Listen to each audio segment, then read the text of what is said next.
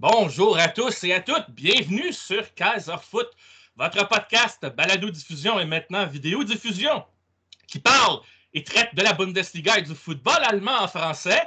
Mathieu Lemay au micro et même devant la caméra avec vous qui vous retrouve pour cette émission qui va tracer le bilan de la moitié de saison, la première moitié de saison, dis-je bien, de la Bundesliga cette saison 2021-2022. Bien sûr, nous vivons une période assez difficile en ce moment avec le variant Omicron qui frappe un peu partout dans le monde et qui fait grimper les cas de COVID à un niveau exponentiel. Mais ça n'a pas empêché notre Kaiser national qui nous retrouve aujourd'hui après avoir couvert l'une de ses passions que sont les sports d'hiver et bien entendu, par extension, qui dit sport d'hiver pour lui dit aussi dégustation de boissons alcoolisées savoureuses et rassurantes. David Lartolari, allô Frende, comment ça va? Joyeux Noël et bonne année!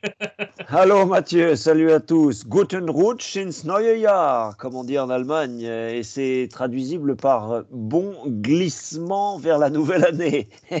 Alors les trottoirs sont rarement gelés dans l'ouest de l'Europe actuellement. Enfin, à l'heure où nous parlons, parce que ça peut évoluer quand même, ces affaires-là. Donc, je suis resté sur les fondamentaux, des choses assez simples. Et c'est vrai que quand on regarde un peu autour de soi, dans les clubs de football, dans les tribunes, des stades, on va en parler, la tendance est plutôt à la prudence, au rabougrissement, si je puis dire.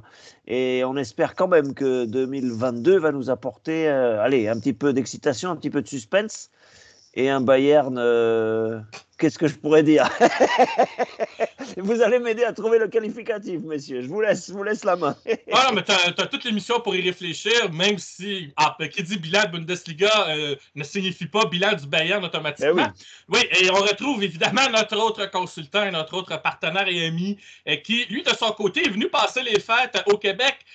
Croyant qu'il avait lui-même attrapé la COVID, mais heureusement pour lui, ce ne fut pas le cas. Et maintenant, il est de retour en Belgique.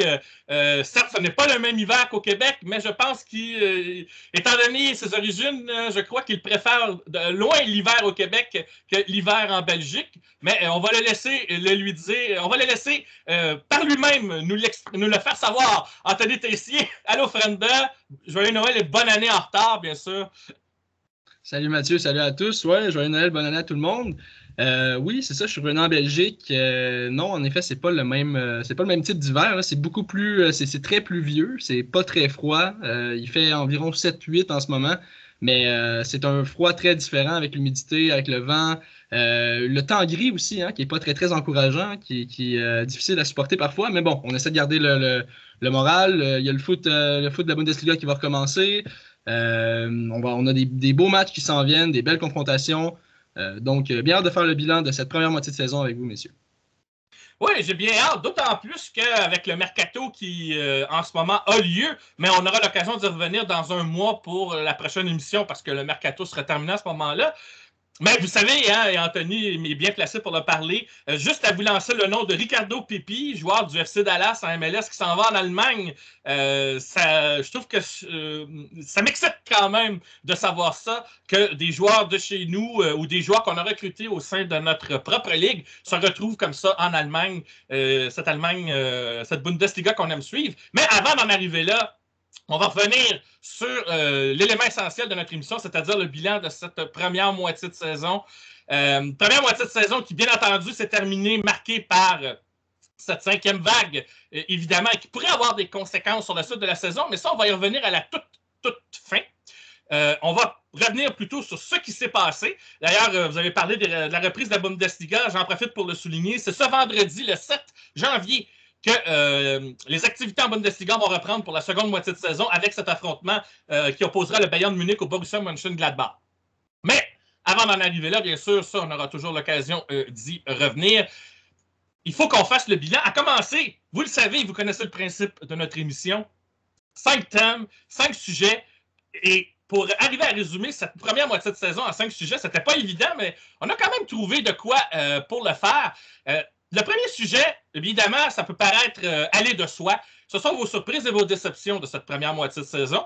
Et cette fois, je vais me tourner vers Anthony pour commencer. Alors, quelles sont tes surprises et tes déceptions, équipes ou joueurs, de cette première moitié de saison? Ça donne l'occasion, bien entendu, de souligner la part de d'autres équipes. Vous n'êtes pas obligé de souligner vos équipes de cœur automatiquement. Mais voilà, On va commencer par ça, comme premier thème de l'émission. Vos surprises et vos déceptions. Anthony, je te laisse aller.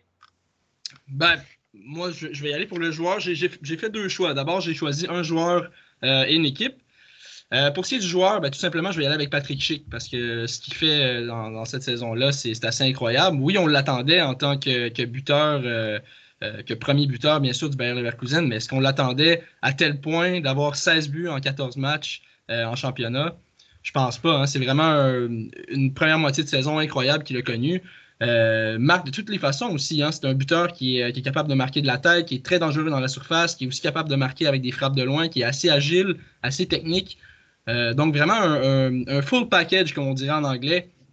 C'est un très beau profil d'attaquant. Il est cité partout, un peu partout en Europe, dans les clubs anglais. On a même vu des rumeurs concernant le Borussia Dortmund. Bref, c'est un joueur qui monte en popularité.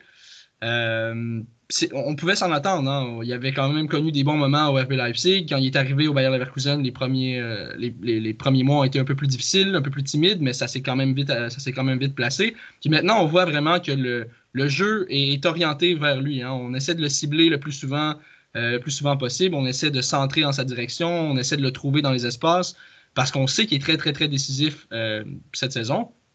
Puis vraiment, une très, très belle surprise, là, Patrick Schick.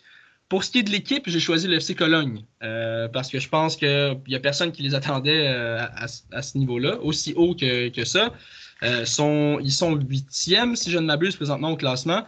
Puis, écoute, c'est un club qu'on voyait peut-être relégable potentiellement. Il n'y a pas eu vraiment de renfort incroyable dans l'entre-saison. Il n'y a pas eu de coups d'éclat au mercato.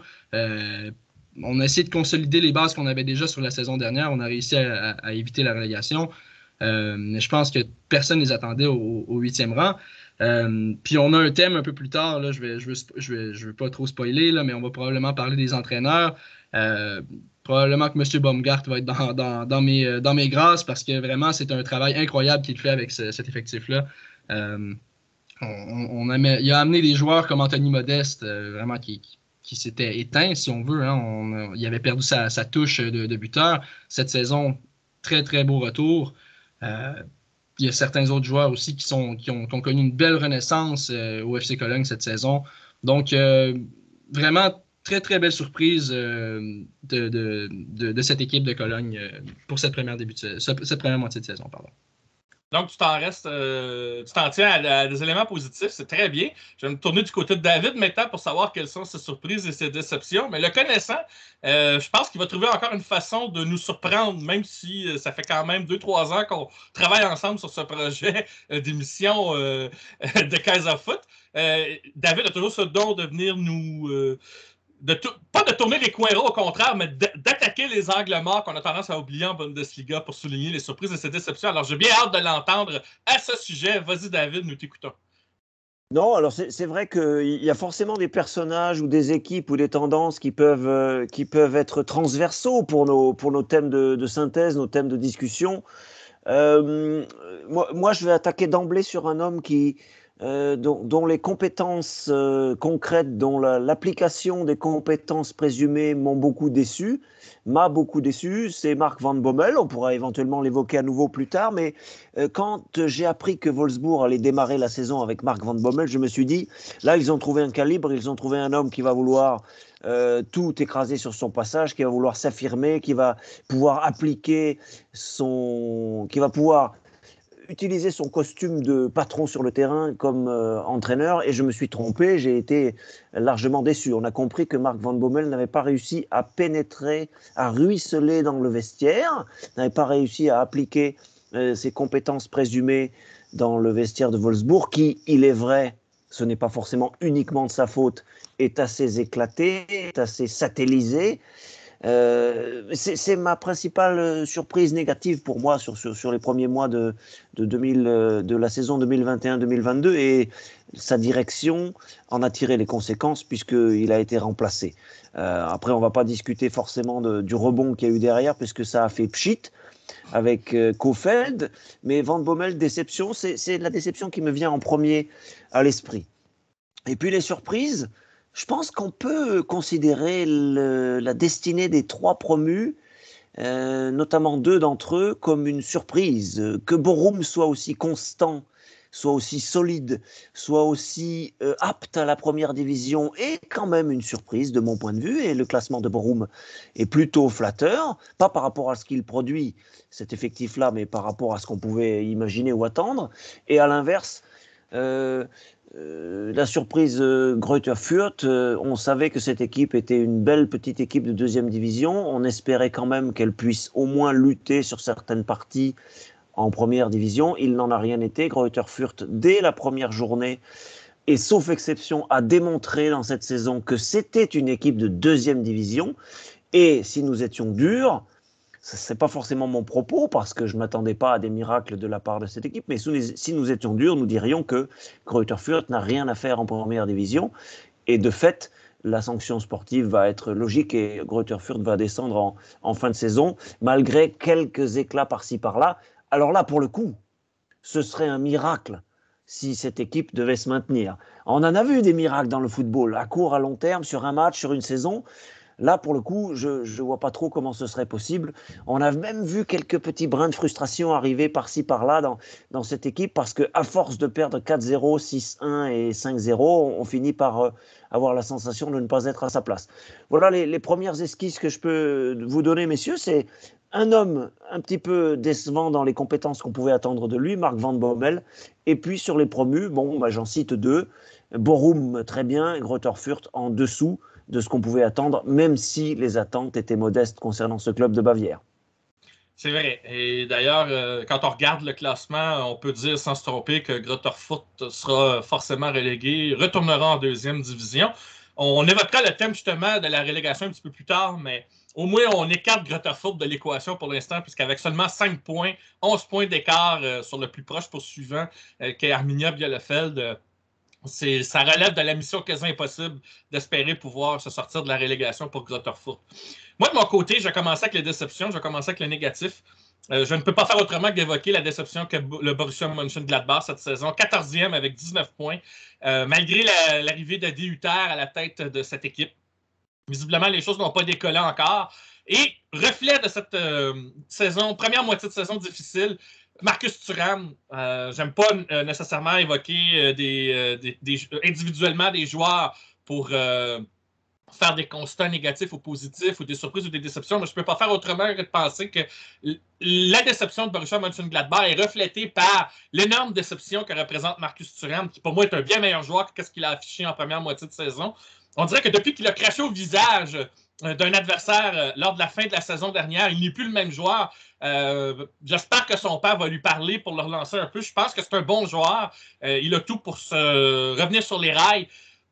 Et peut-être que ça fera partie de nos sujets de discussion un petit peu plus tard. Encore une fois, je ne veux pas divulgacher les autres thèmes de l'émission, mais on va y revenir.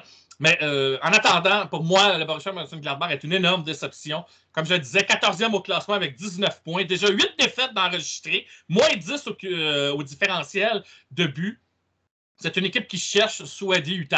Et je pense que c'est un bon entraîneur quand même, et Marcus Thuram a le potentiel de rebondir. Et ça va être, selon moi, la clé pour que cette équipe-là se relance. Et elle a les moyens, je pense, de se relancer. Je pense que l'équipe est meilleure que sa position au classement. Mais quand on arrive à faire pire que Wolfsburg, qui, eux, ont congédié leur entraîneur Van Bommel, comme tu disais, il y a de quoi se gratter la tête. Hein? Même si j'aurais pu souligner aussi Leipzig. Mais je trouve que du côté de Leipzig, Jesse Marsch semblait avoir repris le contrôle un peu de l'équipe. Il commençait à s'installer. Mais finalement, il a été congédié pour être remplacé par Bier Lorzer, un entraîneur un peu là, qui lui aussi circule dans la Bundesliga ici et là. Mais est-ce que ça va être suffisant pour relancer Leipzig? Je n'en suis pas certain. Toutefois, Leipzig est 10e. Ma surprise maintenant, eh bien, puisque Anthony a souligné Cologne, je vais souligner l'équipe juste en dessous. C'est Mayence. Moi, Mayence, j'avais l'habitude de voir cette équipe-là comme connaissant d'un mauvais début de saison et de finir fort. Mais là, cette saison, c'est le contraire. Ils ont commencé fort et on va espérer que ça continue. C'est l'équipe, en plus, de toutes les équipes classées dans la première moitié du tableau. Si on écarte Dortmund et le Bayern qui ont chacun une défaite, Mayence n'en a que 3.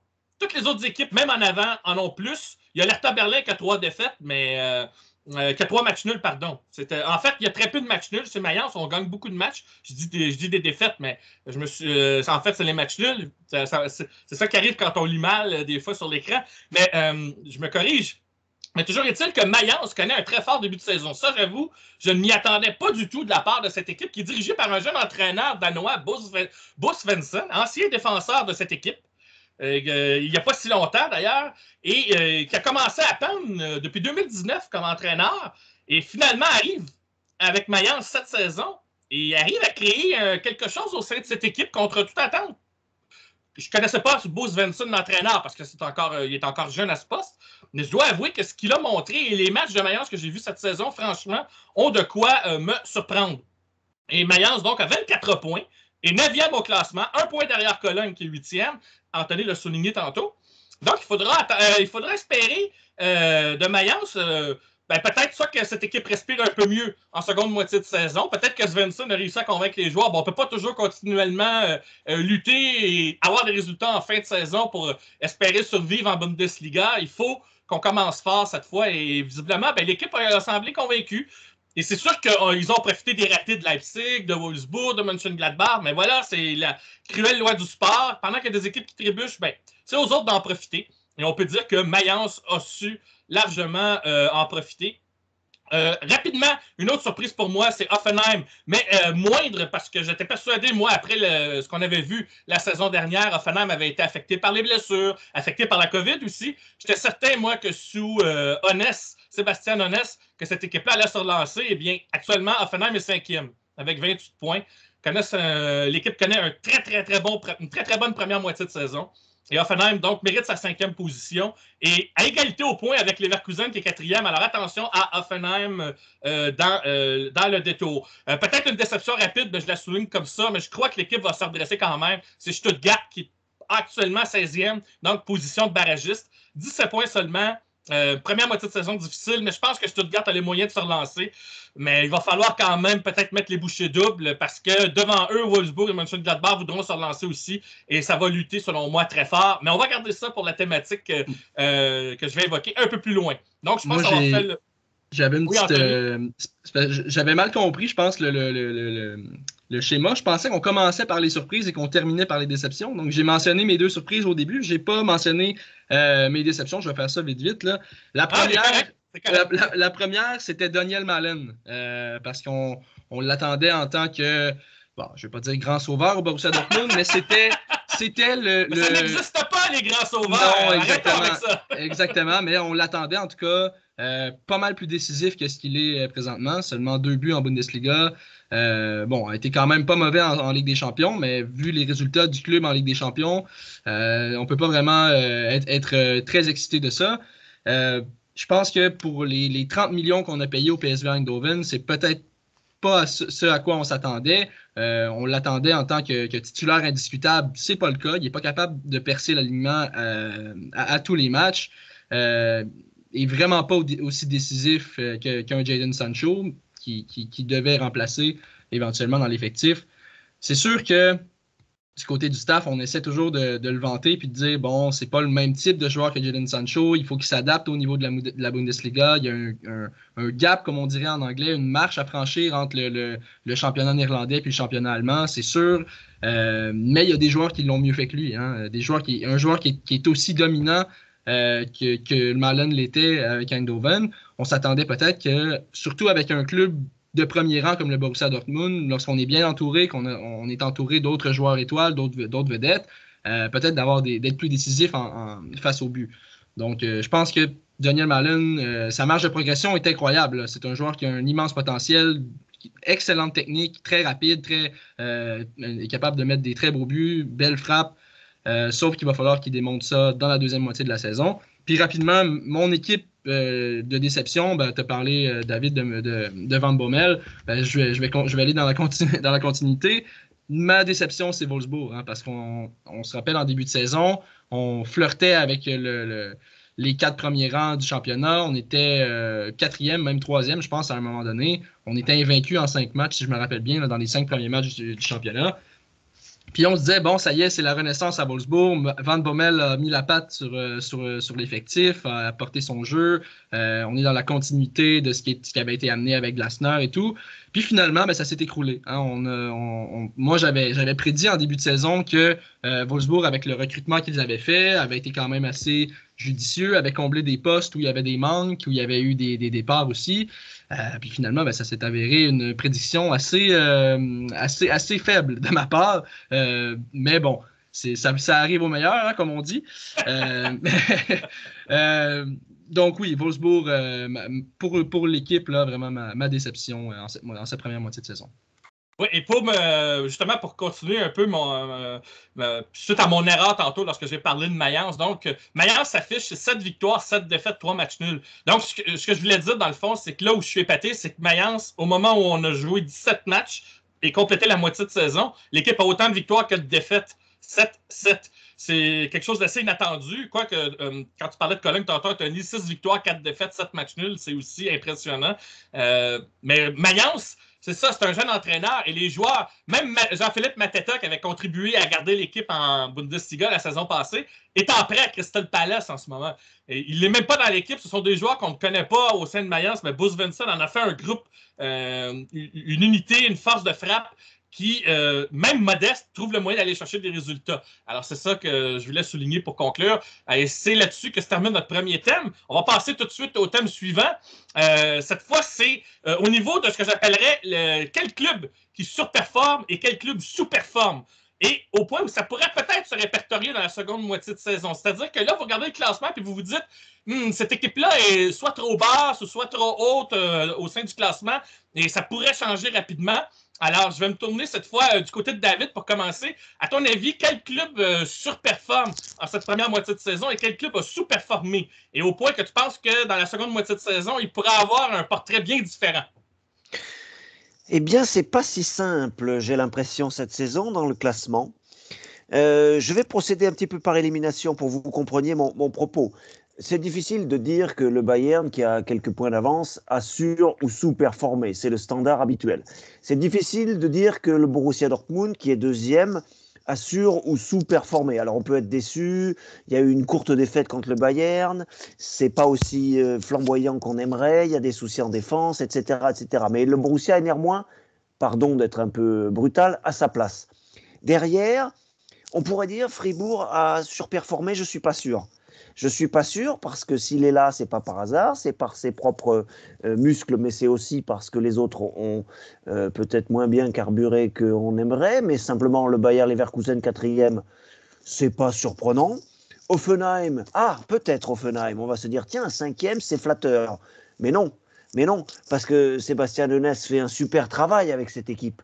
Et à Offenheim, il y a toujours une espèce de souffle, une espèce de vigueur régionale qui, moi, me paraît tout à fait cohérente avec les capacités, le potentiel de cette équipe. Eintracht Francfort, meilleur en toute fin d'année qu'il avait débuté le championnat, mais il ne fait que revenir à sa place, en fait, cet Eintracht. Ils ont un bon entraîneur aussi, quand même. Là. Même si c'est un changement d'identité que ça a amené à l'équipe, il y a eu un temps d'ajustement, j'ai l'impression. Exactement, mais c'est ça. Glasner l'avait dit lui-même. Il avait dit en début de saison, je démarre toujours plus mal que mes prédécesseurs. Ça s'est vérifié et pour l'instant, ça revient à peu près dans les normes et dans les espoirs qu'on peut avoir à Francfort. Alors peut-être l'Union Berlin, qui n'a pas de superstar, qui a quelques excellents joueurs, à commencer par son charismatique Max Kruse en attaque. Mais l'Union Berlin, finalement, alors oui, c'est un club, on se dirait, bon, c'est laborieux, c'est un club qui devrait lutter pour ne pas descendre, mais l'Union Berlin ne fait que récolter les fruits de ce qu'il a semé, c'est-à-dire un collectif solide, c'est-à-dire une équipe cohérente, c'est-à-dire un entraîneur qui ne tire pas la couverture à soi, c'est-à-dire des joueurs besogneux, ça marche plutôt bien. Et oui, alors certes, c'est flatteur, mais le classement est flatteur. Pas la performance de l'Union Berlin. La performance de l'Union Berlin, elle est là et elle est conforme à ce qu'on avait vu la saison précédente. Donc moi, je veux bien dire que l'Union Berlin a surperformé en termes de classement. Peut-être va-t-il devoir laisser passer quelques équipes au carburant plus pétillant, comme le RB Leipzig, peut-être, comme le Hertha Berlin, qui a beaucoup de moyens financiers. Peut-être. Voilà, donc si on prend ne serait-ce que les 7-8 premiers du classement, moi je ne vois que des choses assez logiques là-dedans. Alors peut-être on pourrait dire quand même, sous-performance pour Mönchengladbach, vous l'avez déjà un peu évoqué, et il y a quand même de la déception. On a l'impression que cette équipe n'arrive pas à se remobiliser, n'arrive pas à retrouver le fil pour ce qui est de ses individualités de performance constante et au service du collectif. Là, je crains quand même un petit peu pour le poste de l'entraîneur, à force. Et puis, même si on a réussi à gagner par-ci par-là un petit point, un petit match nul, etc., mais ça n'a rien de bien extraordinaire. Et puis, alors, j'évoquais le Hertha Berlin. C'est là que ça se joue peut-être. RB Leipzig, oui, on a sous-performé, mais il fallait digérer beaucoup de changements de joueurs, un changement d'entraîneur qui vient de se faire, et il faut ajouter à ton diagnostic, Mathieu, l'arrivée de Tedesco. Maintenant, le jeune Tedesco qui va essayer de remettre un peu les choses d'aplomb, mais il l'a avoué lui-même, le chantier est immense. Donc, c'est pas sûr que le RB Leipzig se redresse tout de suite. Alors, on peut dire sous-performé. Oui, ok. Le RB Leipzig ne devrait pas être 10e, sauf qu'à l'intersaison, il a changé tellement de choses que, bon, il y a du chemin à faire, quoi. Et puis, Hertha Berlin, par rapport à son budget global, oui, là, on peut dire le Hertha Berlin voudrait faire mieux. On pourrait attendre d'une grosse écurie comme le club de la capitale quelque chose de mieux. Mais là aussi, a-t-on vraiment les arguments sportifs ? Ah, on peut se poser la question. Est-ce que l'effectif est capable de lutter pour la 4, 5, 6e place? C'est pas sûr. Est-ce qu'on a bien dépensé son argent? C'est pas sûr. Est-ce que le court-termisme est une bonne politique? C'est pas sûr. Il va falloir donner du temps au Hertha Berlin parce que, bon, il y a un gars comme Bobic qui a fait des miracles avec l'Eintracht Francfort, qui est parti vers la capitale. Ces recrutements, il va falloir laisser du temps pour que ça soit vraiment réellement opérationnel. Alors oui, peut-être, voilà, dans mes esquisses, on peut trouver voilà, ces équipes-là. Hertha Berlin, RB Leipzig, sous-performé. Union Berlin, surperformé. Fribourg, pour ceux qui sont toujours sceptiques, surperformé avec cette 3e place. Je sais qu'on va l'évoquer par ailleurs. Peut-être on peut parler de ces équipes-là. Pour le reste, globalement, moi, je ne suis pas trop surpris par ce classement de la Bundesliga. Je dis bien pour le reste. Hein. Augsbourg est à peu près à sa place. Stuttgart, tu l'as dit... Mathieu rame un peu, mais finalement, peut-il espérer beaucoup mieux? C'est pas sûr. Bochum, c'est pas mal d'être dans une place où déjà on ne souffre pas des craintes de la relégation. On a évoqué Greuther Fürth qui ne peut pas lutter. L'Arminia Bielefeld, il fallait pas s'attendre non plus à une équipe miraculeuse. Voilà. Et on se retrouve avec une Bundesliga. Il y a une ou deux déceptions, il y a une ou deux bonnes surprises, mais globalement, j'ai bien du mal. Et pourtant, j'ai fait 10 minutes de monologue à vous dire que tel ou tel a sur ou a sous-performé, messieurs. Ouais, Anthony, à toi d'essayer de topper ça, comme on dit. Qui sous-performe? Moi, ça va être, sous-performe? Ça va être plus court un petit peu. Là, j'avais déjà mes idées. Non, mais désolé, désolé. Ah non, mais finalement... non, c'est je pense une expression très concise. Juste rapidement, Anthony, s'il y a encore des gens qui nous suivent pour la première fois au sujet de la Bundesliga, je pense que le monologue de David va être très éclairant comme initiation. Voilà. Exact. Moi, pour l'équipe qui surperforme, je pense que c'est assez. Quand on regarde quand on regarde le classement, il y a l'éléphant dans l'arbre. Hein, on ne sait pas trop comment il est arrivé là, mais on se doute qu'il va peut-être tomber. C'est Fribourg, hein, malheureusement. Je pense que pour eux, oui, je suis très d'accord. Christian Streich fait un excellent travail. Le plan sportif est impeccable. On a un nouveau stade. Là, présentement, le stade et l'ambiance, c'est secondaire parce qu'il n'y a personne dedans. Mais quand je parle du projet sportif de Fribourg, c'est très, très, très cohérent depuis quelques années. Puis on sait où ce club-là s'en va. On intègre les jeunes joueurs de plus en plus à l'effectif. Sauf que quand on regarde plus bas au classement, quand on voit des clubs comme Leverkusen, quand on voit des clubs comme Leipzig, comme Mönchengladbach, qui, ne devraient pas être cités dans cette conversation-là pour les 4, 5, 6 premiers du championnat à ce moment-ci de l'année. Mais qui sait? Puis vous allez voir le lien que je fais avec Gladbach, là, c'est pas pour rien. Mais je pense qu'avec Fribourg, présentement, de voir ce club-là se qualifier en Ligue des Champions serait un peu utopique, là, à mon avis, pour l'instant. C'est sûr qu'on aimerait bien ça. C'est un modèle un club petit pousset hein, qui réussirait à jouer avec les grands, à qui ça ferait du bien aussi une qualification en Ligue des Champions, parce qu'on ne va pas se le cacher. Financièrement, c'est un gros plus. Hein. Il y a certains clubs, pour citer Leicester, par exemple, en Angleterre, qui a réussi à se hisser parmi les 7, 8, même 6 parfois grands clubs anglais avec un championnat puis des participations à la Ligue des Champions. Si Fribourg parvient à se qualifier, ça peut être un événement qui peut changer totalement un club. Donc, je leur souhaite le meilleur, mais je pense qu'il y a des clubs qui sportivement sont peut-être un peu plus puissants, un peu plus bas au classement, et ça pourrait se répercuter en fin de saison. Puis pour ce qui est de la sous-performance, je vais y aller avec le Borussia Mönchengladbach. Il n'y a pas d'autre choix, je pense que... oui, on aurait pu parler du VfL Wolfsburg, mais il y a eu trop d'instabilité. Il y a eu l'entraîneur Van Bommel que sa philosophie n'a pas fonctionné. À Leipzig, comme vous l'avez mentionné, messieurs, il y a eu l'instabilité, des joueurs qui partent, on remplace plus ou moins, on amène un nouvel entraîneur avec une philosophie complètement différente que celle que Nagelsmann avait. On ne sait pas trop sur quel pied danser. Donc, je pense que du côté de Leipzig, du côté de Wolfsburg, c'était malgré ma prédiction au début de saison, je pense que c'était des choses auxquelles on devait s'attendre. Pour ce qui est de Gladbach, honnêtement, oui, il y a eu un changement d'entraîneur, mais l'effectif reste sensiblement le même qu'il était l'an passé. Puis même là, on a ajouté le jeune Luka Netz qui vient du Hertha Berlin, qui est promis à un futur incroyable. Présentement, oui, il joue très bien, mais est-ce qu'il est capable de vraiment démontrer toutes ses capacités? Peut-être pas. Puis l'ensemble de l'effectif présentement sous-performe. Il y a des joueurs comme Jonas Hoffmann, oui, il a des belles statistiques, mais c'est vraiment pas aussi décisif, il n'y a pas un impact aussi conséquent que l'an dernier sur le... Ouais. Ginter, ouais. Ben oui. Il est cité au Borussia Dortmund peut-être pour un éventuel retour, mais je le vois pas supérieur à Akanji, par exemple, cette saison, ou à n'importe quel autre défenseur du Borussia Dortmund. Donc, je pense que vraiment, oui, peut-être que l'entraîneur n'a pas réussi à implanter, à mettre sa patte sur le jeu, à vraiment implanter sa philosophie, mais je pense qu'il y a des joueurs qui doivent se regarder dans le miroir à Gladbach et vraiment comprendre que oui, ça peut passer par la philosophie de jeu, mais ça passe aussi par les performances individuelles. Puis je pense que, comme tu as parlé, Mathieu, tout à l'heure de Marcus Thuram, je pense que c'est un des coupables, mais un parmi tant d'autres, hein, parce qu'il y a aussi un Florian Neuhaus qui est cloué au banc, qui était dans la mire de la sélection pendant les derniers mois, puis présentement, je vois pas comment il pourrait être rappelé en sélection, en tout cas à moins d'un revirement de situation. Il va falloir qu'il mette les bouchées doubles lui aussi de son côté, parce que son avenir avec la sélection n'est pas très prometteur si ça reste comme ça.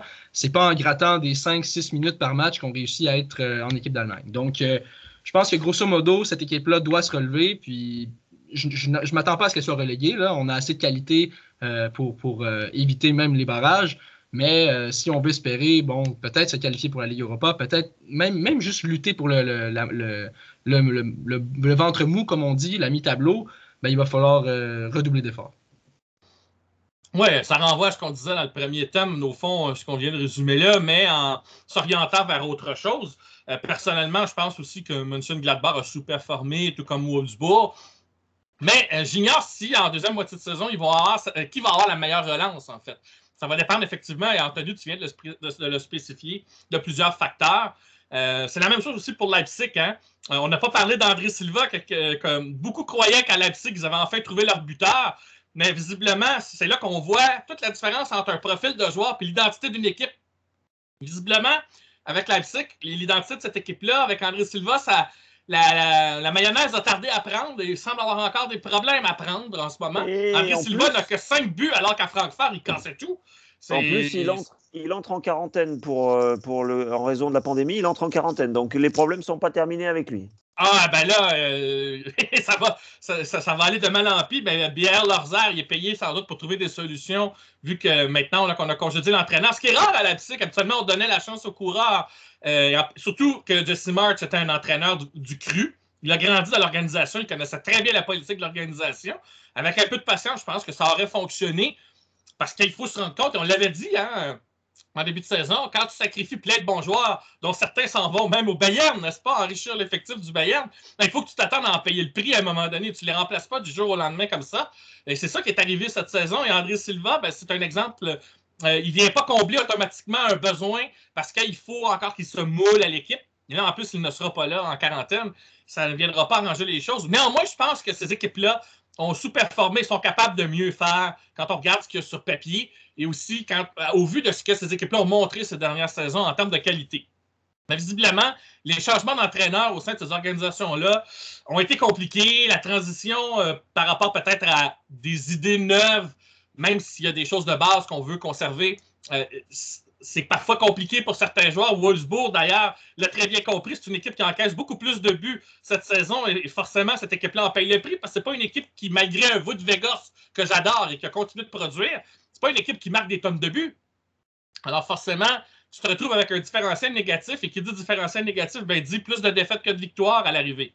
Mönchengladbach, c'est un peu la même chose. Quand tes meilleurs joueurs ne performent pas, ben là, tu cherches des solutions et parfois, ben, il y a peut-être un manque de profondeur, je ne sais pas, qui a fait que cette équipe-là, malheureusement, est 14e. Mais je pense qu'elle a les ressources pour grimper. Tantôt, tu parlais de l'Union Berlin. Moi, c'est bizarre, je les voyais à 7e parce qu'année après année, cette équipe dirigée par Urs Fischer continue de nous surprendre, continue de se battre, continue d'afficher la même chose. Il y a une stabilité. Comme à Fribourg avec Christian Streich, on sait à quoi s'attendre, mais Fribourg, sa position, il y a des circonstances, c'est justement que des équipes qui avaient l'habitude d'être là, ben, comme eux, ils ont eu des changements d'entraîneur, des changements d'effectifs, des ajustements à faire, comme je viens de le dire, ben, Fribourg en a profité. Pourtant, quand on regarde globalement ce que Fribourg a affiché, il n'y a rien de différent des années précédentes, mais sa position de 3e au classement est valorisante parce qu'il y a des équipes qu'on avait l'habitude de voir là ces dernières années qui ont sous-performé. Hein, des fois, ça va ensemble. Hein? On n'a pas parlé du Bayer Leverkusen qui est 4e, mais est-ce que cette équipe-là va encore montrer en deuxième moitié de saison un visage trop cyclotimique? C'est-à-dire, des fois, c'est une équipe qui ressort qui est presque impossible à battre, puis il y a d'autres fois, cette équipe-là est facile à prendre.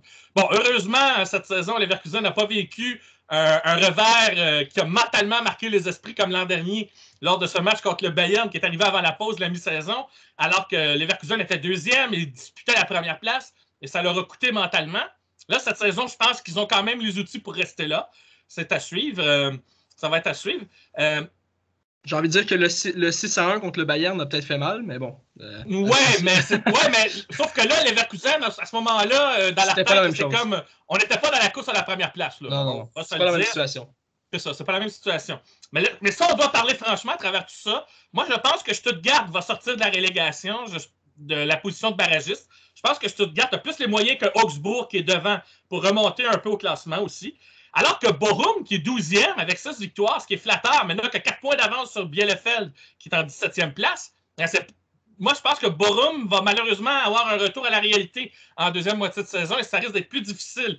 Même chose pour l'Hertha Berlin, je pense, qui est 11e, mais qui a encore une fois jamais montré une certaine constance et qui surtout affiche le 2e pire différentiel de buts en Bundesliga cette saison après Grotterfurt.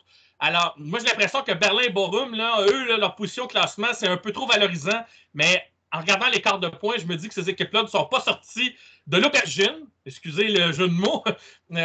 Et la deuxième moitié de saison va être très difficile pour ces deux formations. Et je m'attends à ce que ces deux formations-là, justement, luttent pour peut-être avoir à éviter la relégation, ce qui me permet d'enchaîner sur le sujet suivant, justement. Dans le fond, j'en ai profité pour faire une transition d'une étape à l'autre. Quels sont les clubs que vous voyez les plus à risque d'être relégués en fin de saison, à part Grotterfurt?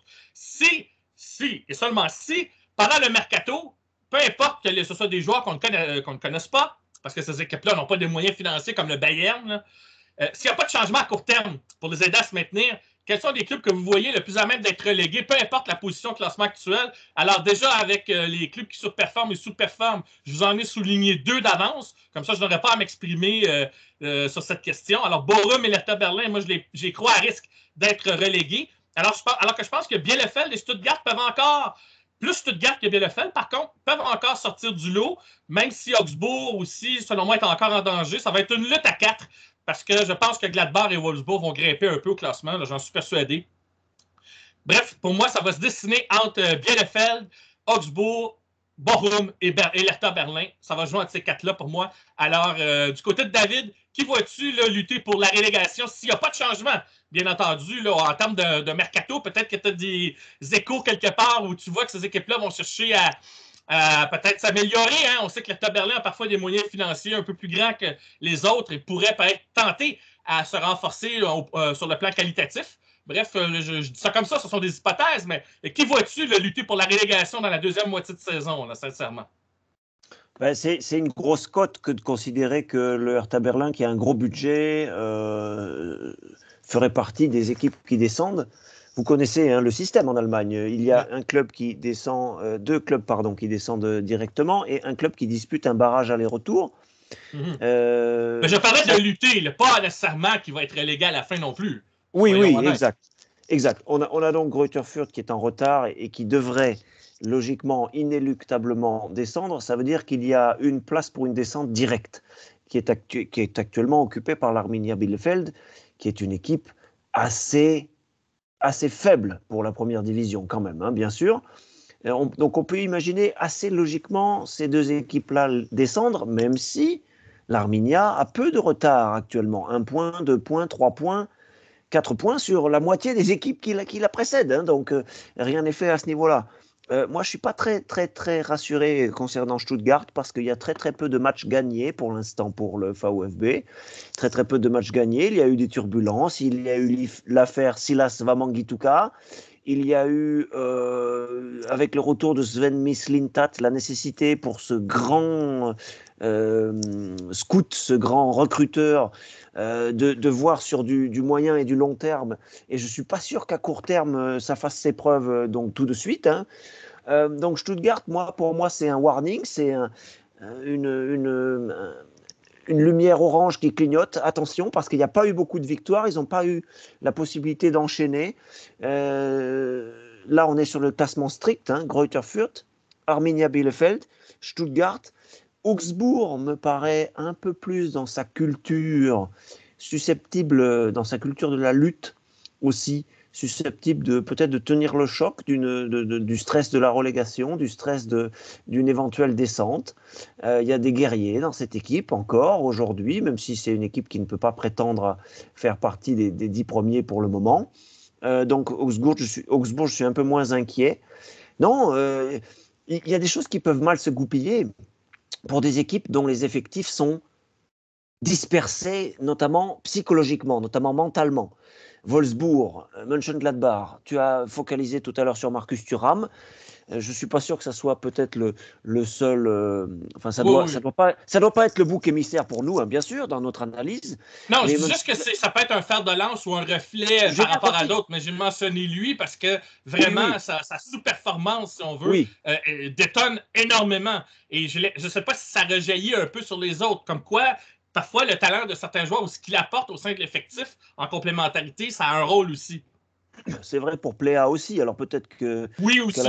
C'est vrai qu'Alassane Pléa avait surperformé peut-être à un moment où, vous vous souvenez, il marquait le but décisif à tous les matchs et c'était poteau rentrant quasiment à chaque fois. Donc ça, c'est pas quelque chose qui peut durer toute une carrière, hein, bien entendu. J'ai donc cette inquiétude, moi, pour Stuttgart. Et puis à un degré moindre pour Wolfsburg et Mönchengladbach. De sorte que les équipes qui sont actuellement en bas du classement, les 5-6 équipes en bas du classement, juste en dessous de Bochum, et je vais terminer mon propos par là, sont pour moi les plus en danger. Bochum a un petit matelas. Bochum a certes le handicap que les équipes face à lui vont s'adapter dans la deuxième partie de saison et vont jouer peut-être parfois de manière moins ambitieuse. Donc ça va peut-être faire en sorte qu'on peut imaginer que Bochum engrange moins de points peut-être en deuxième partie de saison. Quoique, quand vous avez cette solidarité, que vous serrez les coudes et quand il y a une période d'incertitude comme celle actuelle avec la pandémie où même les grands effectifs comme le Bayern subissent de plein fouet les absences, l'inconstance, l'incertitude, tout ce que vous pouvez imaginer avec des staffs qui sont parfois perturbés, des entraîneurs qu'on doit retrouver non seulement en tribune mais même carrément à l'hôtel pour diriger un match comme ça a été le cas de Nagelsmann. Je suis prudent, mais pour moi donc Bochum a plus de garanties aujourd'hui que même que Wolfsburg, que Gladbach, que Stuttgart, que l'Arminia et que, a fortiori, Greuther Fürth. Donc voilà un petit peu. Je suis prudent sur l'évolution de la saison. Il nous reste quand même 17 journées à vivre ensemble et on s'en réjouit. Mais souci majeur pour Stuttgart et à un degré moindre pour Gladbach et pour Wolfsburg. Anthony, qui tu vois dans ta soupe pour lutter, pour soit éviter la relégation qui pourrait se retrouver relégable à la fin de la saison? C'est assez. C'est pas facile, hein? Il y a quand même plusieurs candidats, mais il y a des candidats qu'on pourrait juger d'inhabituels, hein? On n'a qu'à penser encore une fois à Gladbach, à Wolfsburg. Wolfsburg a quand même disputé les barrages il y a quelques saisons. S'était redressé depuis, mais on regarde aussi l'Hertha Berlin, que, comme tu le dis, hein, moi aussi, je pense qu'ils ne sont pas à l'abri. Il y a plusieurs, même Augsbourg, hein, quand même, cette année, un projet de jeu qui est plus cohérent. On est allé recruter des bons milieux de terrain, comme Niklas Dorsch, par exemple. Donc, il y a quand même des candidats qu'on n'aurait pas vus là en début de saison. Même Stuttgart, encore une fois, si on allait dans la continuité de la saison dernière, je me rappelle plus exactement où ils ont terminé l'an dernier, mais c'était pas dans de telles conditions. Ils sont terminés un peu plus haut, avec quand même un projet de jeu intéressant l'an dernier, avec Kalajdzic. On avait quand même des performances intéressantes. Là, cette saison, ça semble être plus difficile. Vous avez aussi mentionné l'Arminia Bielefeld, qui, oui, à mon sens, est un club qui est un peu plus faible que la moyenne dans cette ligue-là. On est allé recruter de bons jeunes joueurs prometteurs, mais qui ne sont pas des joueurs établis. On a recruté surtout en deuxième division. On est allé chercher de très bons jeunes milieux, jeunes attaquants aussi. Sauf que c'est ça, c'est pas des joueurs qui sont habitués au calibre de la Bundesliga, de la première division. Donc, c'est assez difficile à dire, là. Je dirais, si j'avais 3 candidats définitifs, j'irais bien sûr avec l'Arminia Bielefeld, qui, à mon sens, après Greuther Fürth, est probablement l'équipe qui est la plus à risque d'être reléguée. J'irais avec Stuttgart pour le simple fait qu'on dirait que cette saison, il n'y a pas nécessairement de cohérence dans le jeu. On n'a pas été épargné par les blessures. Waman Gituka vient de revenir. Donc, c'est pour Stuttgart, je pense que ça va être court. On va peut-être avoir à disputer des barrages. On aurait pu y aller avec Augsbourg aussi, mais là, on a vu avec le recrutement surprise de Ricardo Pepi, qui va peut-être apporter une étincelle supplémentaire en attaque pour Augsbourg. D'ailleurs, je me demande d'où ils sortent le 20 millions de dollars, là, parce qu'Augsbourg n'a pas toujours été reconnu comme un club qui dépense énormément. En fait, n'a jamais été reconnu comme un club qui dépense comme ça. Donc, c'est spécial de les voir lancer 20 millions sur un joueur. Puis sinon, bien sûr, contrairement à ce que David a dit, je suis d'accord avec tout ce que tu as énoncé. Bochum a quand même un projet de jeu intéressant, une belle avance sur les clubs plus bas. Mais je pense que Bochum est peut-être un peu frappe en haut de... Comment on pourrait dire ça? Frappe un peu plus haut que son calibre, là, si je peux dire ainsi. Je pense que Bochum va peut-être retomber à la réalité en deuxième moitié de saison. On n'a pas nécessairement l'effectif qui est assez huppé pour jouer avec le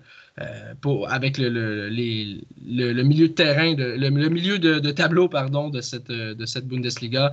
Je pense que ça va être compliqué pour eux. Je les vois pas nécessairement descendre en tant que candidat relégable direct, là. Je pense que l'Arminia Bielefeld devrait avoir ce poste-là. Ça devrait terminer 17e. Mais il va falloir être prudent du côté de Bochum parce qu'il y a des clubs derrière qui veulent remonter, hein. On n'a qu'à penser à Gladbach encore une fois, à Wolfsburg, on a l'Hertha Berlin aussi. Donc, je pense que oui, il y a le fait que Bochum pourrait peut-être s'écrouler en deuxième moitié de saison parce que c'est un jeune club, c'est une équipe qui n'avait pas goûté à la première division depuis très longtemps. On n'est pas nécessairement habitué au niveau de jeu et aux fins de saison qui peuvent être très chaudes parfois. Puis il y a des clubs derrière qui veulent carrément remonter, hein, qui veulent arracher des places européennes ou essayer de terminer le plus haut possible au classement. Donc, et distancer aussi les places de relégation. Donc, je pense que Bochum devrait se surveiller. Mais comme le dit David, là, c'est vraiment pas facile à faire parce qu'il y a plusieurs candidats potentiels à la relégation, mais il y a aussi plusieurs candidats présentement qui sont relégables ou qui sont près d'être relégables, qui logiquement ne devraient pas l'être. Donc, c'est une saison particulière un peu. En effet. Mais en tout cas, j'ai hâte de voir ce que la suite des choses va nous donner. Et comme souvent, vous allez peut-être écouter ce podcast à la fin de la saison pour vous dire, pour nous dire même, on s'est tous trompés. On était tous dans le champ, ce qui pourrait être très rigolo à l'arrivée, mais on prend plaisir quand même à essayer de voir analyser les choses selon ce qu'on voit là. Mais ce qu'il y a de bien, c'est que rien n'est écrit à l'avance. Et c'est ça qu'on aime aussi dans ce sport. 4e thème de notre émission, quelle équipe ou quel joueur demeurait dans l'ombre? Donc, ça veut dire qu'on n'a pas parlé jusqu'à maintenant, ou presque pas, peut venir brasser les cartes en vue de la seconde moitié de saison. Et quand je dis brasser les cartes, ça peut être de n'importe quelle façon, c'est-à-dire tout d'un coup apparaître dans le top 6, tout d'un coup jouer les poils à gratter à la fin de la saison, et ça pourrait donc apporter des modifications au classement qui pourraient nous surprendre, bref, là, qu'on ne s'imagine pas que ça pourrait arriver. David, qui tu vois dans ta boule de cristal? Je sais que tu ne devrais pas dire boule de cristal à un être rationnel comme toi. Quelle équipe ou quel joueur là, qui sont demeurés dans l'ombre, dont on n'a pas parlé en première moitié de saison pour toutes sortes de raisons, pourrait venir changer un peu les choses ou connaître une seconde moitié de saison qui marquerait assez les esprits là, pour dire que ça apporterait quelque chose de différent dans les 17 derniers matchs à disputer de cette saison de Bundesliga? Vous connaissez mon art du contre-pied. Oui. Non, mais attention, je ne suis pas en train de dire qu'il est toujours réussi. Hein. Les contre-pieds, parfois l'adversaire comprend la feinte et vous perdez le ballon. Ça sera pas... Puis ça ne veut pas dire non plus que le contre-pied est un style de danse. Ne demandez pas à David de vous faire la démonstration en visuel. C'est pas ça du tout. Allez, on compte la salée.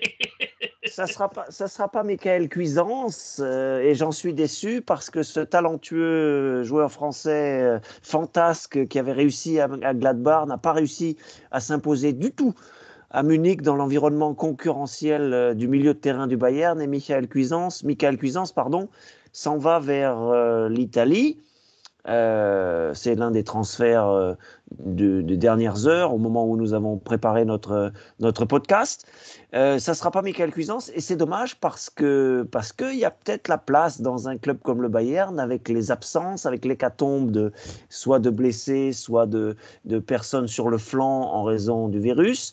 Il y a peut-être la place de réussir son entrée et Jamal Musiala est pas loin d'en incarner la concrétisation, parce que on a vu que ce jeune joueur, 18 ans, était pas loin de prendre sa place, un peu comme Bastian Schweinsteiger l'avait fait il y a 15-20 ans, au milieu de terrain, profiter des absences, profiter du manque de compétitivité de tel ou tel sur un bout de saison, glaner du temps de jeu. Voilà. Peut-être que dans un club aussi compétitif que le Bayern, on peut trouver parfois un jeune qui vient s'imposer, et c'est un petit peu ma réponse. Parce que, comme on l'a dit précédemment, les autres clubs sont assez bien installés, ont pu montrer déjà un peu ce qu'ils savaient faire ou ne pas faire. Je veux dire une toute petite parenthèse sur Bochum, parce qu'à Bochum, on ne découvrira pas de nouveautés, simplement par rapport à votre diagnostic, à vous, messieurs, gardez à l'esprit, et vous allez voir, amusez-vous, ceux qui nous écoutent et nous regardent, de prendre les équipes au hasard dans le classement de la Bundesliga, de vous dire, tiens, quel est l'entraîneur de cette équipe? Quel charisme a-t-il? Quelle méthode a-t-il? Quelle réussite a-t-il? Et vous allez voir que le classement ne trompe pas à ce niveau-là. Aujourd'hui, si le VfL Bochum est bien classé, relativement, mais bien classé, 12e, c'est grâce à son entraîneur. C'est grâce à son entraîneur. Cet entraîneur est un magicien, au même titre que Urs Fischer à l'Union Berlin, au même titre que, toute proportion gardée, Sébastien Hoeneß à Hoffenheim, au même titre que Christian Streich, Mathieu en parlait tout à l'heure, à Fribourg. Ce sont les entraîneurs qui font la pluie et le beau temps actuellement en Bundesliga. On veut nous faire croire le contraire par tradition, parce que les dirigeants de la Bundesliga balayent les entraîneurs qui perdent 3 matchs d'affilée. Ça arrive depuis le début de l'existence de ce championnat, et c'est toujours le cas aujourd'hui, mais une équipe bien classée dépend largement de son entraîneur. Après, vous pourrez discuter, vous pourrez dire, est-ce qu'à Dortmund, c'est vraiment ça? Oui, mais est-ce que Dortmund ne déçoit pas un petit peu? Est-ce que Dortmund ne pourrait pas être un petit peu plus haut? Bon, mais voilà, vous avez un peu l'idée. Faites l'exercice, amusez-vous, prenez les équipes, et vous allez voir qu'il n'y a pas tellement de hasard.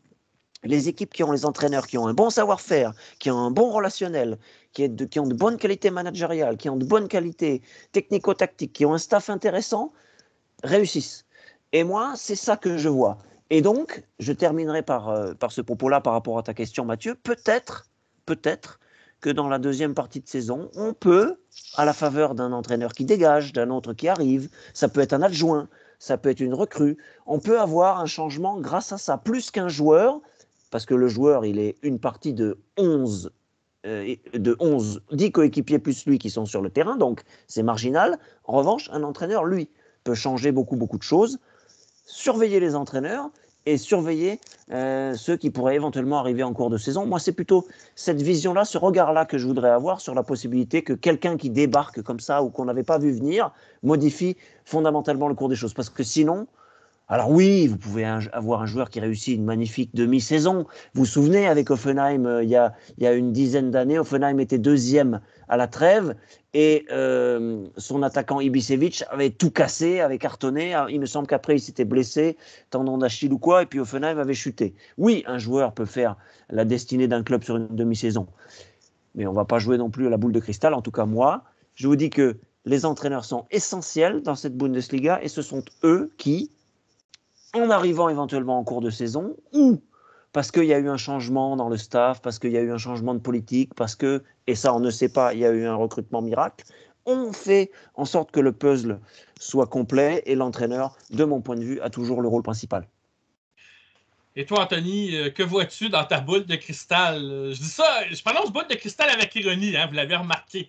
Qu'est-ce que tu vois, Anthony, par rapport à justement ce thème-là d'équipe ou de joueurs demeurés dans l'ombre, mais qui peut ressortir en cette deuxième moitié de saison là, pour brasser la soupe un petit peu? Moi, le joueur que j'ai choisi, qui est resté dans l'ombre bien malgré lui, c'est Giovanni Reyna. Je pense qu'il avait connu une belle saison quand même relativement l'an passé. On sait de quoi il est capable, hein. On connaît ses capacités. Avec l'équipe américaine, on a connu de très beaux moments aussi. Si je ne m'abuse, le plus jeune marqueur de l'histoire de la sélection américaine. Donc, vraiment un joueur qui a un potentiel incroyable. Malheureusement, a été souvent blessé dans la dernière année. Ça n'a pas été facile pour lui, mais a fait son retour sur les terrains à l'entraînement dernièrement. Puis il avait réussi à percer l'effectif avant sa blessure, si on se rappelle bien. Il était sur le 11 partant plus souvent qu'autrement, offrait de belles performances, des buts, des passes décisives, était capable de créer de l'offensive, était capable d'être dangereux en zone adverse. Donc vraiment, c'est un joueur qui est beau à avoir joué. C'est un joueur qui manque au Borussia Dortmund ces temps-ci. C'est ce qui manque d'ailleurs à Dortmund. C'est un joueur créatif, un joueur au milieu de terrain capable de faire des gestes techniques, est capable d'allumer les défenseurs adverses. Ce qu'on avait un peu avec Jadon Sancho. Bien sûr, on va pas remplacer Jadon Sancho par Giovanni Reyna, c'est pas ce que je veux dire, loin de là. C'est deux joueurs très différents. Un a plus d'expérience que l'autre, bien évidemment. Mais je pense que Giovanni Reyna est capable, avec ce qu'on a déjà en place au Borussia Dortmund, est capable de se greffer puis de venir apporter une dimension supérieure, une dimension qu'on n'a pas nécessairement en ce moment, qu'on va peut-être combler au mercato hivernal, mais en ce moment, avec les joueurs qu'on a dans l'effectif, les capacités, les qualités de Giovanni Reyna sont quelque chose qui manque au Borussia Dortmund, puis son retour va faire extrêmement bien. Va peut-être pas transcender l'équipe, mais va peut-être donner un grand coup de pouce à l'effectif de Marco Rose. Puis pour ce qui est de l'équipe, c'est une équipe qui fait très bien, fait très belle figure, mais on n'attendait pas nécessairement là à la vue de ce qu'ils ont fait l'an dernier. Puis c'est Hoffenheim. Hein. Je pense que Hoffenheim a un peu sous-performé l'an dernier. On avait des beaux espoirs envers Sébastien Hoeneß, avec raison d'ailleurs. Hein. On sait de quoi il est capable, on sait ce qu'il peut amener comme philosophie de jeu, on sait que c'est un entraîneur motivateur aussi qui est capable de tirer le meilleur de ses joueurs, en particulier des jeunes joueurs. Hein. On a vu ce qu'il avait fait avec la réserve du Bayern il y a 2 saisons. Puis cette année, on voit vraiment les fruits de ces capacités-là, de ces efforts-là qui ont été mis en place par Sébastien Hoeneß. Puis je pense qu'Hoffenheim, c'est une équipe qu'on parle pas nécessairement beaucoup, mais qui, somme toute, est une équipe très complète. À tous les postes, on a vraiment beaucoup de qualité. On avait peut-être un petit point faible avec les latéraux dans les dernières années. On est allé chercher un David Raum qui fait un travail exceptionnel cette année. C'est un peu la révélation hein, au plan international. Ben oui, vraiment. Donc, je pense que s'il y avait une équipe qui pourrait surprendre en fin de saison, je ne les vois pas lutter pour les deux premiers spots du classement, mais je pense que si il y avait une équipe qui pourrait déranger la 3e et la 4e place, ça serait probablement Offenheim. Parce que si on regarde derrière, bon, Gladbach est extrêmement loin. On a Leipzig qui, les changements d'entraîneur, ça vient, ça va. Est-ce que Tedesco va être en mesure de mettre sa patte sur le jeu, de bonifier cet effectif-là? Bon, est-ce que Wolfsburg va être capable de revenir? C'est des questions auxquelles on ne peut pas vraiment répondre pour l'instant, mais ce qu'on sait, c'est qu'Offenheim est présentement 5e au classement, sur une belle séquence, un effectif assez complet. André Kramaric, dans son nouveau rôle d'ailier d'ailier gauche, est quand même, marque pas aussi souvent qu'il marquait avant, mais est capable de distribuer des passes décisives, est capable de prendre des coups francs aussi. Donc, c'est vraiment... Son rôle a changé. Son rôle a changé. Pour le mieux au sein de l'équipe. Son rôle a changé, mais je pense que les performances de l'équipe sont assez bonnes, puis on peut voir que cette stratégie-là a porté fruit quand même. Oui, mais attention, en ce qui concerne Kramaric, on n'a pas encore la connaissance de ce qu'il va faire derrière. Donc ça peut polluer l'esprit aussi s'il est en train de discuter pour un transfert. Pour les contrats, ben oui. Voilà, ça sûr, peut être... c'est bon, c'est quelque chose qu'on peut difficilement deviner. C'est un joueur d'expérience, mais ça peut être un souci pour Offenheim. Oui, puis je vais faire une blague. Toronto FC en MLS peut arriver avec 13 millions pour aller le chercher. Non, je rigole. Ouais, non. ça se pourrait, hein.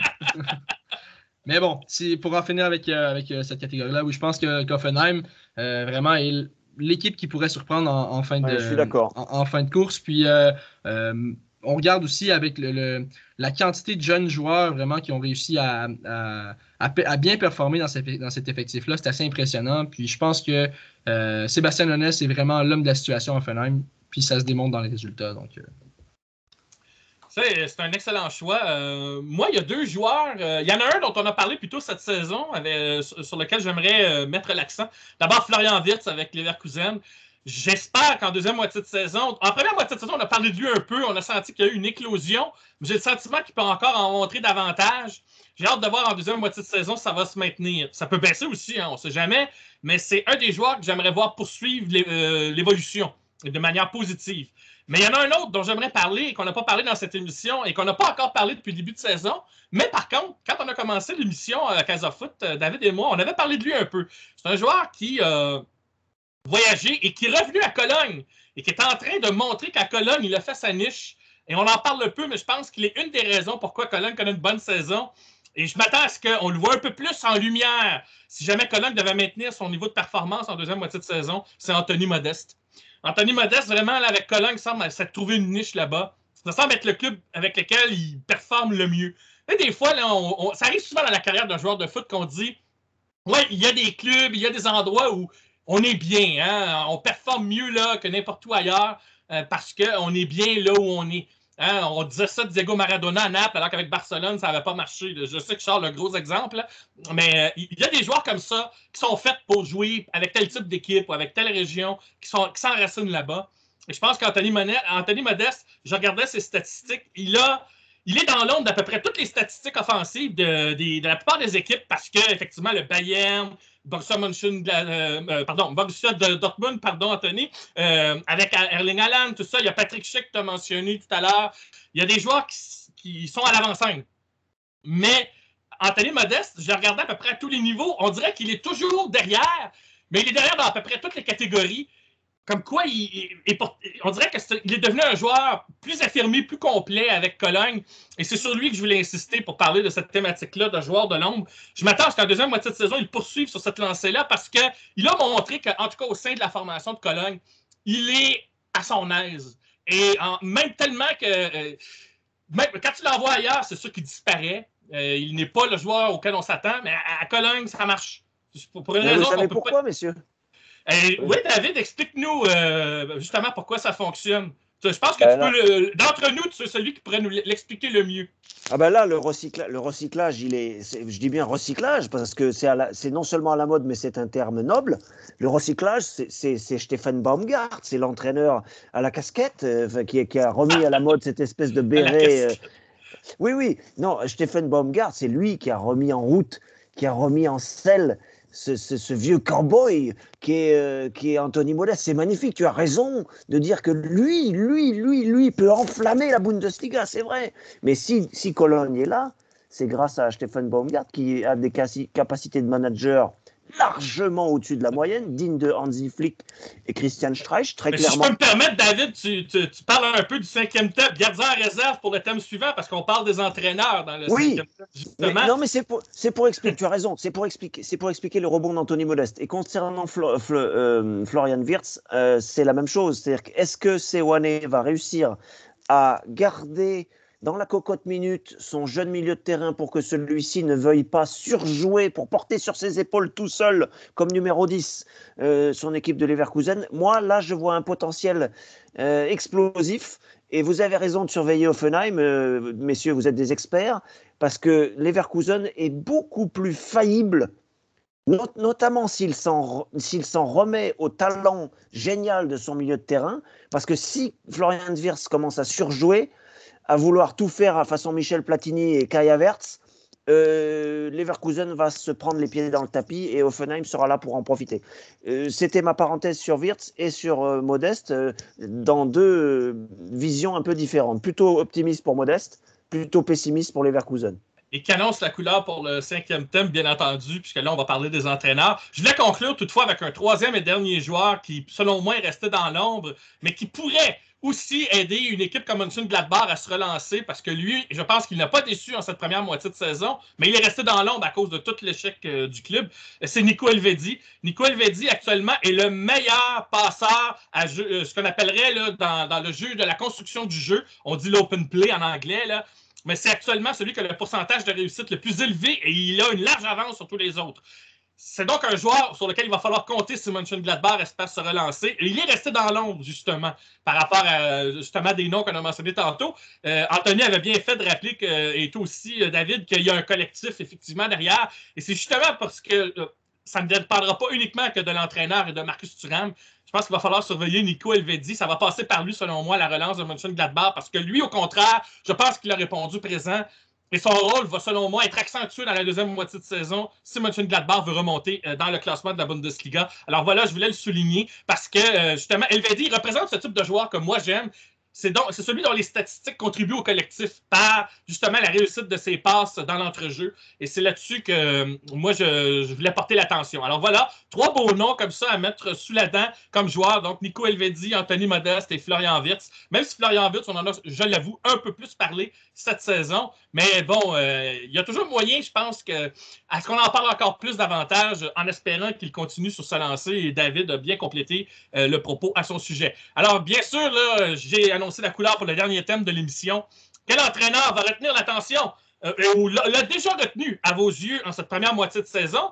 Mais attention, que ce soit pour les bonnes ou les mauvaises raisons. Donc, vous avez le choix entre le positif ou le négatif. Peu importe par quel bout vous avez envie de le prendre. Alors, j'ai hâte de vous entendre là-dessus. Bon, David a déjà souligné un entraîneur, mais peut-être qu'il en a un autre à nous soumettre pour la réflexion par rapport à ce dernier thème. Alors, David, quel entraîneur a retenu l'attention selon toi ou va continuer de le retenir pour la suite des choses, peu importe les raisons, bonnes ou mauvaises, à tes yeux? Alors moi, je suis réputé pour mes capacités de synthèse en général, mais là, je vais laisser ça à Anthony parce que je vous dis tout de suite, ça va partir dans tous les sens. Oui, un autre monologue de 10 minutes, c'est ça? Non.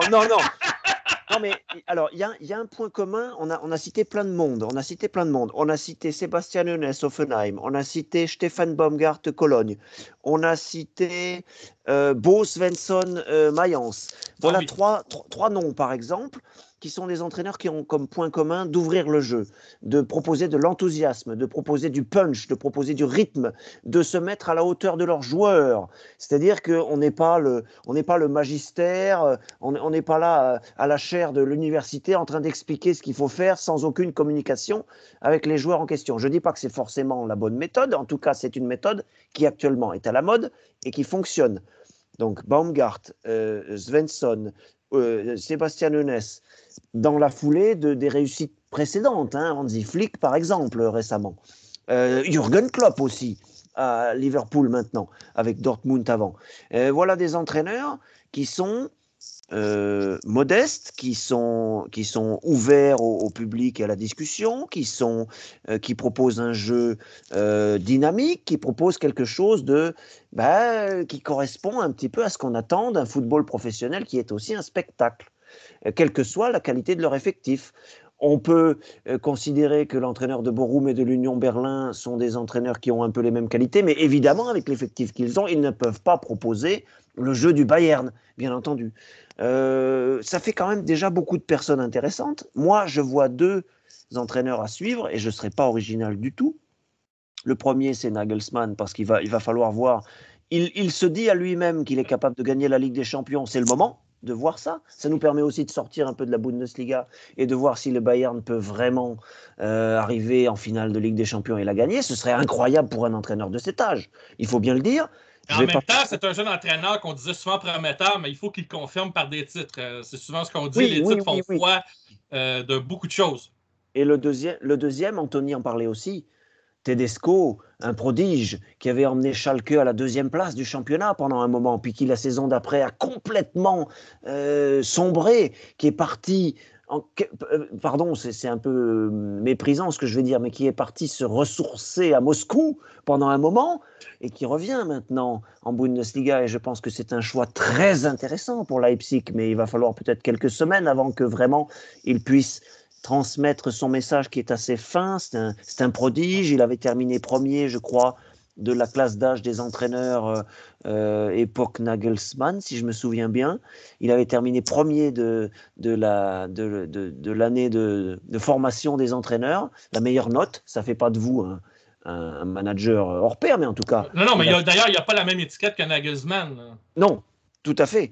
Et voilà. Et il y a un...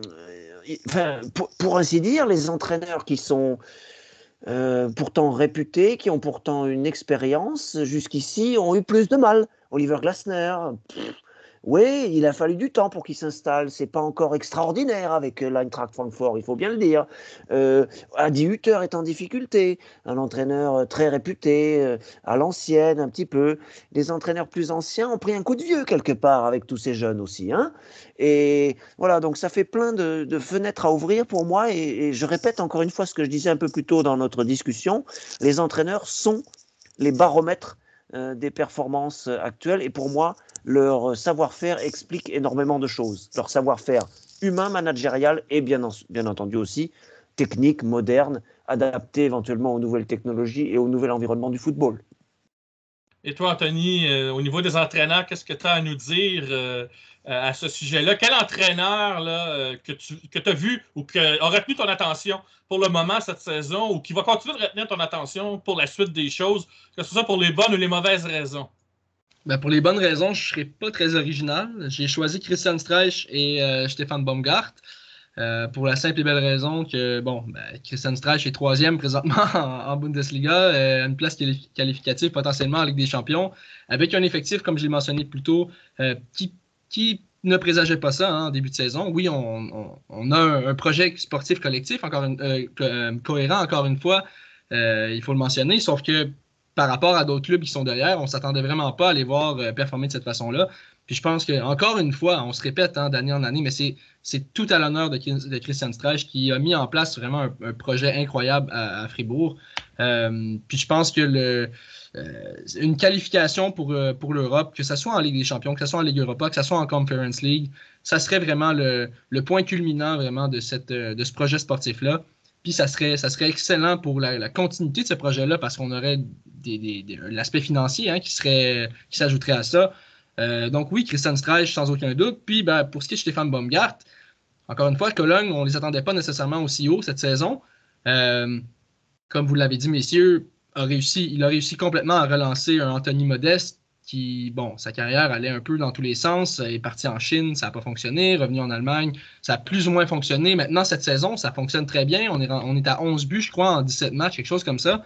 Dans les 7-8 meilleurs buteurs du championnat, quelque chose qu'on est... Il y a des chances de marquer à tous les matchs. Oui, à tous les matchs. Puis il marque de toutes les façons, un peu à la Patrick Schick. C'est un joueur qui est capable de mettre des frappes de loin, capable de mettre des buts de la tête.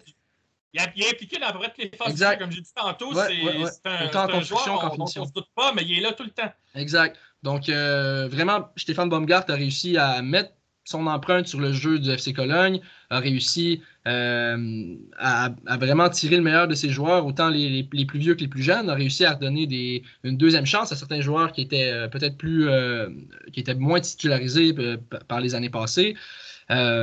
Puis pour ce qui est de ma surprise négative, enfin ma surprise négative, là, l'entraîneur qui retient l'attention pour les mauvaises raisons, c'est Adi Hutter. Hein. Je pense que j'avais pas vraiment le choix. Encore une fois, je suis pas très original, mais je pense que Borussia Mönchengladbach, il y a quelque chose qui n'a pas fonctionné cette saison. Est-ce que Adi Hutter va terminer la saison avec Gladbach? Ça, c'est une autre bonne question. Hein. On en parle en mi-saison, mais est-ce qu'il va réussir à se rendre au bout?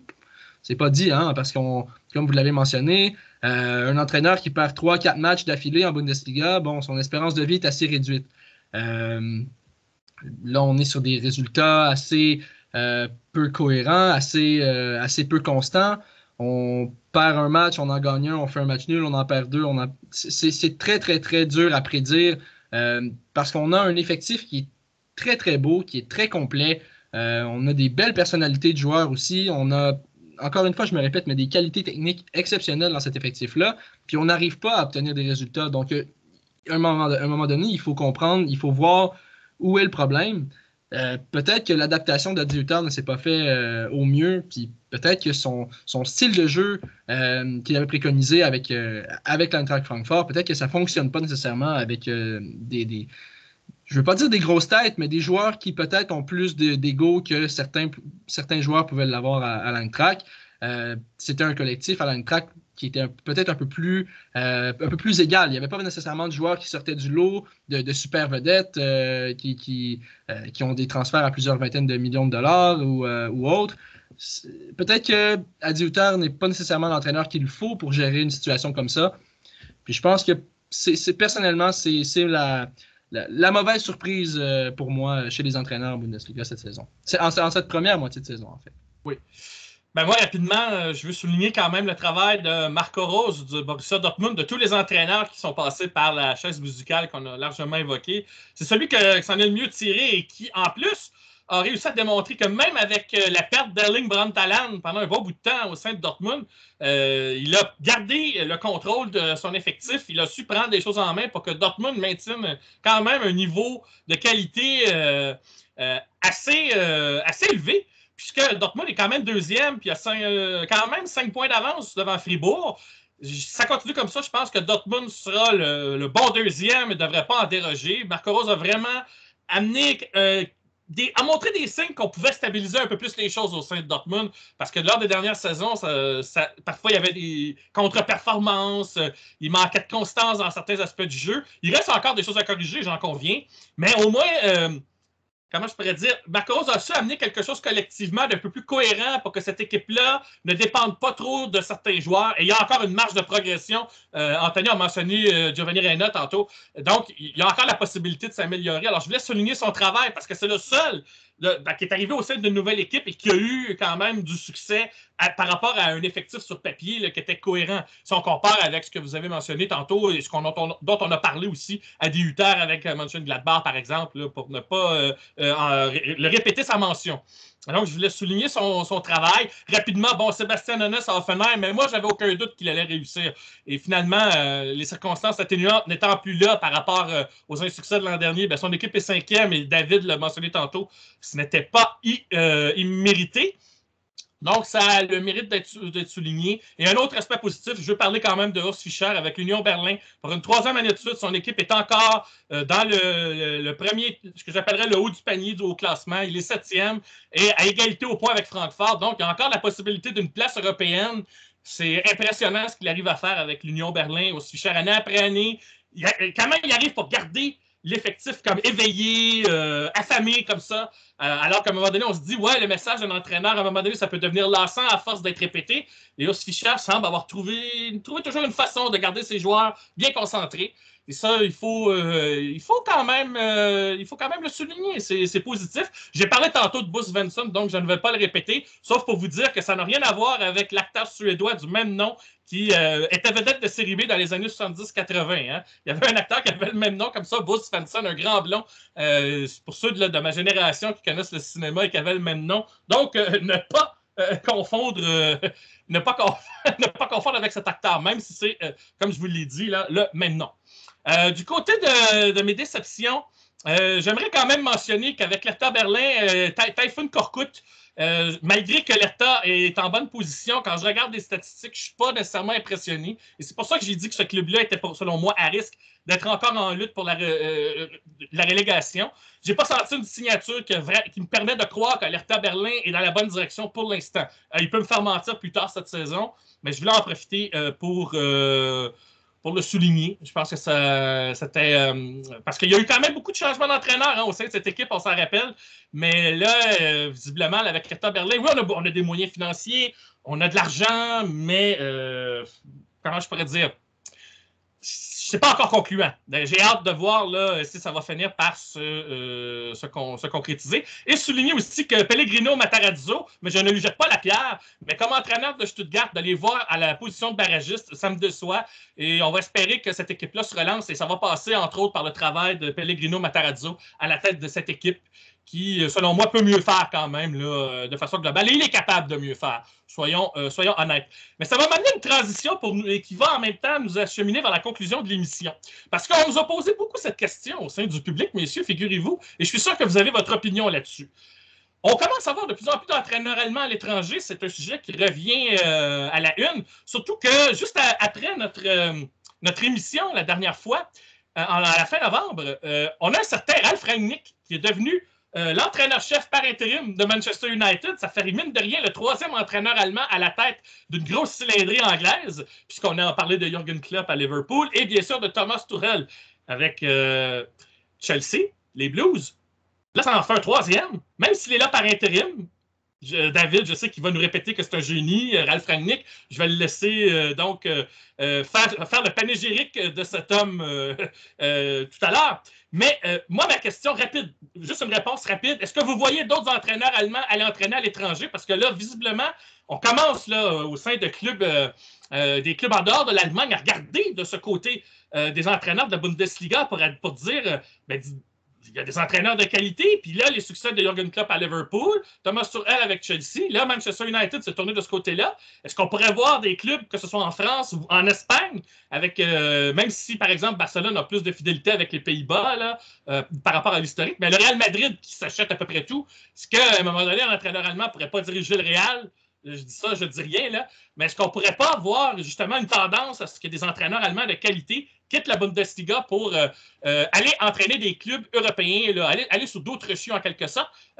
Est-ce que vous voyez cette tendance-là s'accélérer là, au cours des mois, voire peut-être de la saison prochaine? Juste rapidement, comme ça, là, un petit commentaire là-dessus. David, pour commencer. Oui, il n'y a pas de raison parce que les précédents sont concluants d'une part. Tu parlais de l'Espagne, Jupp Heynckes a laissé quand même au Real Madrid un excellent souvenir pour un passage c'est vrai. relativement court, mais c'est Don Jupp quand même depuis. Et puis surtout, oui, parce que les entraîneurs allemands sont compétents, ils ont suivi la modernisation de ce métier. Ils ont une capacité de culture et d'ouverture vers le monde, en parlant anglais très bien, en s'intéressant à des cultures du sud de l'Europe aussi, pour des raisons parfois purement humaines. Hein, même le français aussi, Thomas Tuchel parlait selon moi assez bien en français par rapport à d'autres entraîneurs étrangers qui sont venus en France, là. Oui, Peter Zeidler, qui entraîne actuellement Saint-Gall dans le nord-est de la Suisse, parle délicieusement français. Bon, c'est un cran en dessous par rapport aux entraîneurs les plus charismatiques, les plus vedettes, mais oui, il n'y a pas de raison qu'il n'y ait pas de demande et il n'y a pas de raison que ces messieurs ne monnaient pas aussi leur capacité, leur talent à l'étranger. En ce qui concerne Ralf Rangnick, c'est beaucoup plus... comment dirais-je, l'environnement à Manchester, il va falloir qu'il fasse ses preuves. Il revient dans le monde sur un banc de touche, alors que c'était devenu, il avait développé un peu ses compétences de manager général. Alors oui, en Angleterre, ça peut coller, mais vous avez vu une première défaite et la presse anglaise lui tombe dessus à bras raccourcis. Donc, sur ce cas-là, je sais pas, je resterai prudent, mais globalement, sur la tendance d'ensemble, oui. Compétences, ouverture au monde, une certaine culture. Ils sont up-to-date, ces messieurs. quelle que soit leur génération, les plus jeunes et ceux qui sont un peu plus avancés en âge maintenant. Donc oui, il va y avoir de la demande, il va y avoir des possibilités, parfois certaines un peu baroques. On a vu Tedesco aller se refaire la cerise à Moscou. Ce ne sera pas forcément toujours aussi lointain les destinations, mais bien sûr que les entraîneurs allemands vont s'exporter parce qu'ils sont bien formés, parce qu'ils ont une modernité, des compétences et des capacités humaines et managériales que l'on reconnaît en Bundesliga. On a fait toute une liste là, et il y a plein d'entraîneurs, même si Bo Svensson n'est pas allemand par son passeport, il y a plein d'entraîneurs qui peuvent réussir, et on peut élargir à des entraîneurs autrichiens aussi, puisque Glasner et Hütter sont autrichiens. Allez, Anthony, on t'écoute maintenant sur cette possibilité de voir des entraîneurs allemands s'expatrier davantage.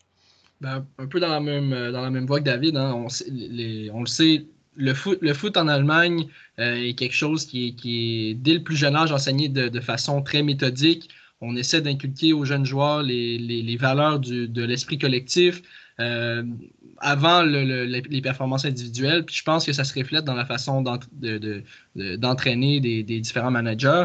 Je pense qu'on a une vision de ça un peu à la Thomas Tuchel, qui est très cartésienne, qui est très logique, une approche du football qui est très quasi robotique parfois.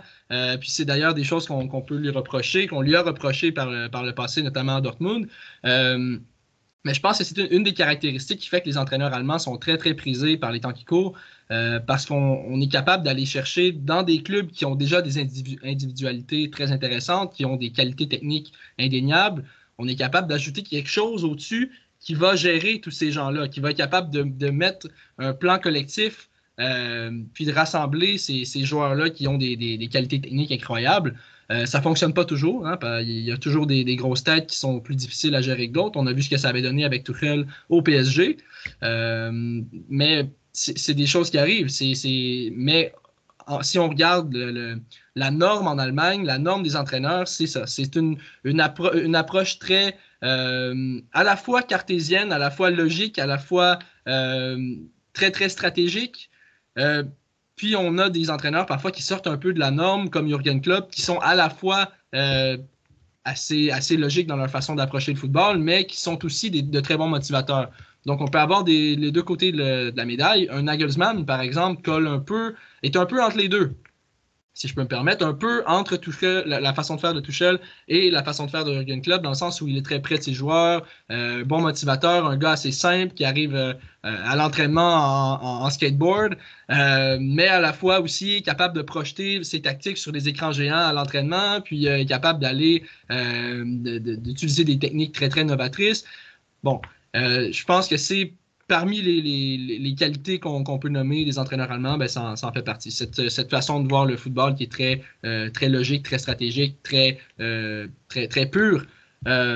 Puis c'est ce qui est prisé présentement dans le monde du football parce qu'on voit les résultats que ça peut donner lorsqu'on greffe un bon entraîneur à un bon effectif. Puis je pense qu'en Allemagne, présentement, beaucoup d'entraîneurs et de jeunes entraîneurs, pour nommer que Nagelsmann, mais il y a aussi un Sébastien Hoeneß, par exemple, qui, s'il connaît une bonne saison ou des bonnes saisons à l'avenir avec Hoffenheim, pourrait peut-être se greffer dans ce portrait-là. Donc, je pense que c'est vraiment ce qui est recherché chez les entraîneurs allemands, c'est cette capacité-là de transcender un effectif avec cette vision cartésienne très, très logique du foot.